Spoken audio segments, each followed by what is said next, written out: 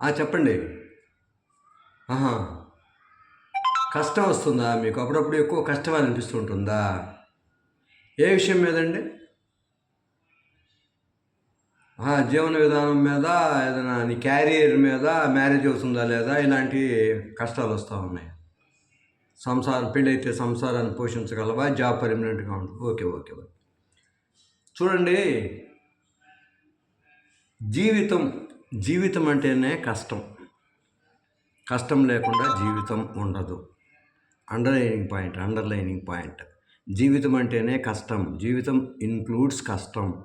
కష్టం లేకుండా జీవితం ఉండదు. ఇప్పుడు మనకి హెల్త్ బాగలేదు.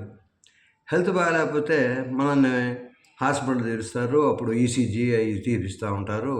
అక్కడ ఒక మిషన్, వెంటిలేటర్ మీద ఒక మిషన్ పెడతారు. ఆ మిషన్ ఏం చేస్తూ ఉంటుందంటే, మన హెల్త్ పాయింట్ని, మన హార్ట్ బాగున్నప్పుడు, మన కండిషన్ బాగున్నప్పుడు ఇట్టా ఇట్టా ఇట్టా ఇట్టా ఇట్టా ఇట్టా ఇట్టా ఇట్టా పైకి కిందకి, అప్పుడు మనం జీవించున్నట్టు లెక్క. అట్లా కాకుండా ఒక లైన్ ఏర్పడిపోయింది అనుకోండి, హీఈస్ డెడ్. అంటే ఏంటి? జీవించినప్పుడు up and downs, up and downs, up and downs ఉంటాయి. లేనప్పుడు, డెడ్ అయినప్పుడు సాఫీగా ఉంటుంది. కాబట్టి మనకి పార్ట్ అండ్ పార్సల్ అనమాట. డిఫికల్టీస్ అన్నా, పరిషాన్ అన్నా హిందీలో, కష్టాలన్నా తెలుగులో, ఇబ్బందులన్నా ఇవన్నీ కూడా జీవితంలో పార్ట్ అండ్ పార్సల్.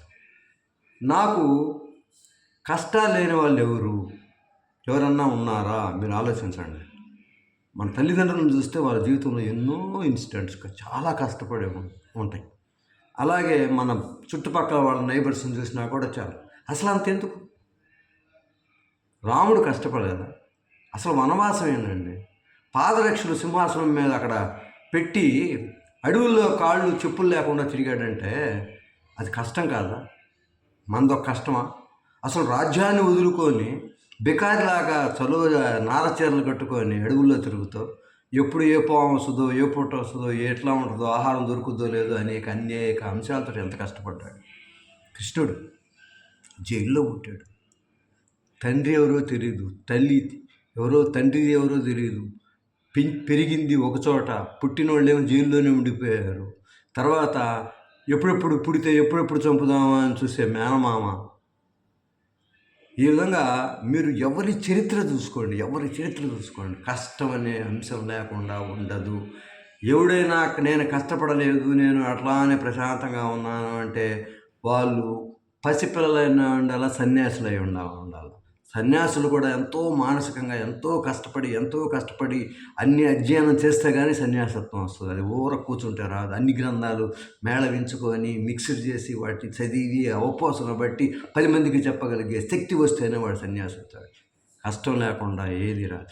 మీరు ఎప్పుడు జీవించి ఉండాలనుకుంటారో అప్పుడు కష్టపడటం కూడా తప్పదు. కష్టపడటం కూడా అలవాటు చేసుకోవాలి. ఇక్కడ మెయిన్ పాయింట్ ఏంటంటే, కష్టాలు వస్తూ పోతూ ఉంటాయి.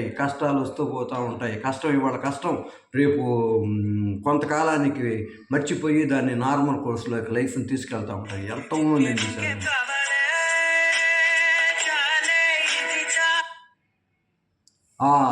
కాబట్టి మీరేం చేస్తారంటే, తప్పకుండా కష్టాలు అనేవి వచ్చినా రాకపోయినా మీ లైఫ్ని హ్యాపీగా ట్రావెల్ చేయడానికి అలవాటు చేసుకోండి. అంతే. మీ లైఫ్ హ్యాపీ అనేది ఈ అప్ అండ్ డౌన్స్ని పైన ఒక ముసుగులాగా ఏర్పడిపోద్ది అనమాట. మిమ్మల్ని అక్కడ దాకా తీసుకెళ్ళదు. అర్థమవుతుందా? అందువలన మీరు కొట్టి వచ్చేసి